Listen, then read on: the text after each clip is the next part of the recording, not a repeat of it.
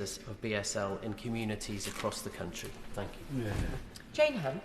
Thank you, Madam Deputy Speaker, and it's a pleasure to follow my friend and colleague, the member for the Vale of Clwyd. I would like to take this opportunity, first of all, to congratulate the member for West Lancashire.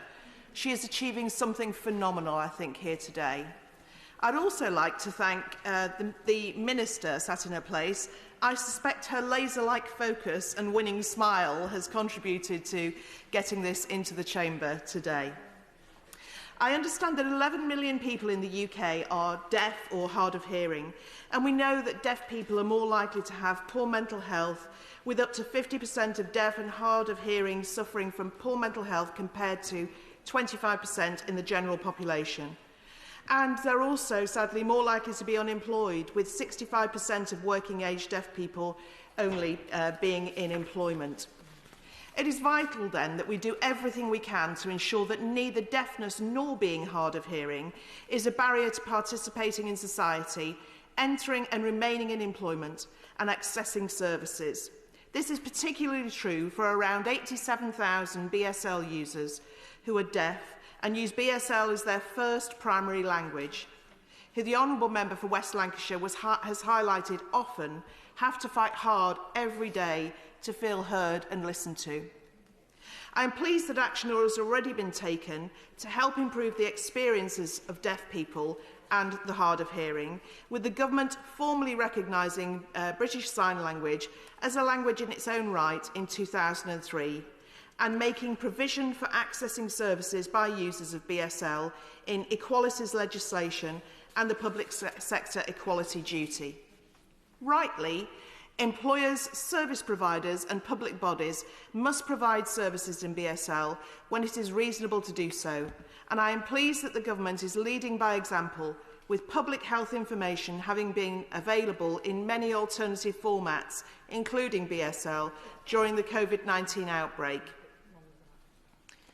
BSL, more broadly, may also be offered in schools as part of the school curriculum. I understand that the Department for Education is working to introduce a GCSE in BSL as soon as possible, and I look forward to reading the government's consultation on the draft subject content when it has been published. However, given the ongoing problems many deaf and hard of hearing people face, it is clear that more needs to be done. This bill is a great step in the right direction, as ensuring BSL has a legal status and that guidance is issued to all government departments on how they should accommodate the use of BSL in each of their responsibilities will not only improve the lives of users, but it will also help to bring awareness to the issues the community faces and help facilitate change across society. Therefore, I will be supporting it today. I also hope that this debate, the bill and the BSL Act Now campaign will encourage more people to take up BSL, much the same way that Rose Aileen-Ellis's fantastic win on Strictly Come Dancing, which I watched every single week. As I understand, it led to a phenomenal rise in people searching for information about sign language and signing up for free training programmes. All that being said, I understand from one of my constituents that there is a national shortage of BSL interpreters, which often leads to difficulties for users who rely on them to access legal or medical services. As a result, I have been told that the deaf community has taken it upon themselves to set up community groups and act as interpreters for one another, and I understand there's one in the northwest, perhaps called Signalise, I think. However, if this bill were to pass, there will be an even greater demand for interpreters, so I'd be grateful to hear from the Minister what plans the government has to increase interpreter provision. As the member for West Lancashire said, let's let loose the talent of deaf people. I would also like to take this opportunity to talk about an issue faced by another of my constituents who has suffered substantial hearing loss as an adult, but who is not a BSL user and instead relies on lip reading and facial expressions.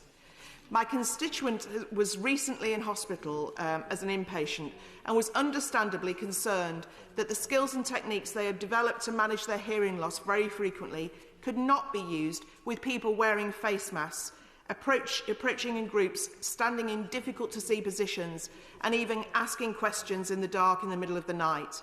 This was incredibly distressing and frustrating. My constituent has pointed out that had serious medical matters needed to be discussed, this could have substantially impacted their safety and recovery. I would therefore urge the Government to look more broadly at the issues faced by those who are not BSL users, but who face very similar communication issues. So in conclusion, Madam Deputy Speaker, I would say to the Minister regarding this bill, yes, please. Chris Clarkson. Thank you.